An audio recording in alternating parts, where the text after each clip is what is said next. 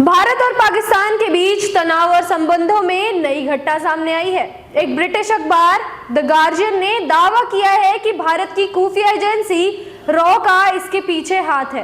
दरअसल भारत के most wanted आतंकियों के लिए पाकिस्तान दुनिया की सबसे सुरक्षित जगह रहा है, लेकिन पिछले कुछ दिनों से पाकिस्तान में छिपे हुए आतंकियों की एक एक करके हत्या होती जा रही है।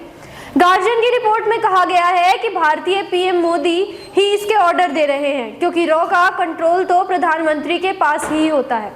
यह भी दावा किया गया है कि भारत सरकार उन दुश्मनों का विदेशों में खात्मा कर रही है जो भारत के लिए खतरा है।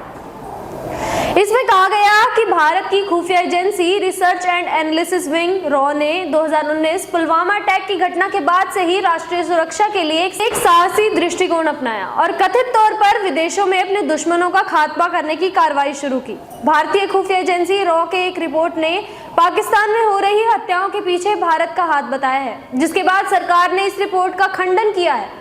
सरकार के खारिज करने के बाद भी इसकी खबरें चर्चा का विषय बनी हुई हैं। जैसे ही रॉ की रिपोर्ट आई तो पाकिस्तान में चिंता और आक्रोश का माहौल बन गया। इसके साथ ही पाकिस्तान की दो खुफिया एजेंसियों के वरिष्ठ अधिकारियों ने भी इस बात की पुष्टि की कि भारत के दुश्मनों को मारने में रॉ का हाथ है। खुफिया अधिकारियों का दावा है कि 2020 से अब तक 20 हत्याएं की गई हैं।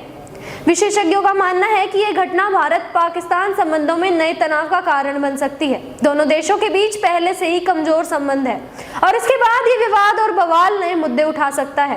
खैर, इन हत्याओं के लिए भले ही द गार्जियन भारत को जिम्मेदार ठहराए, लेकिन भारत अपनी तरफ से क्लियर है कि किसी दूसरे देश में घुसकर टारगेट किलिंग करना भारत का अपना तरीका नहीं है।